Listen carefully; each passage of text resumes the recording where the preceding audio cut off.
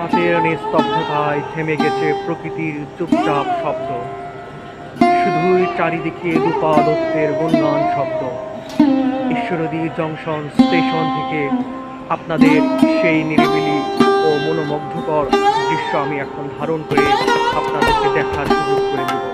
দেখছেন হ্যালোজেনের বাল্বগুলো কিভাবে মিটমিট করে জ্বলছে আর আলো দিয়ে যাচ্ছে স্টেশনের মানুষকে।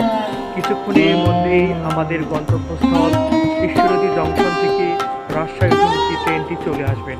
এই জন্যেই মানুষ তড়িঘড়ি করে তার সিট, ট্রেন বগি এবং কোথায় দাঁড়াবে তা দেখে নিচ্ছে। দেখতে পাচ্ছেন মানুষ তার প্রয়োজনে এক জায়গা থেকে অন্য জায়গায় ছুটে যায়, শুধু তার প্রয়োজনের তাগিদে। জীবন যেন একটি রেল স্টেশনের মতো, প্রয়োজনে আসতে হয়, প্রয়োজনে যেতে হয়। তাই জীবনের তাগিদে কখন কোথায় কিভাবে যেতে হয় তা কেউ বলতে পারে না।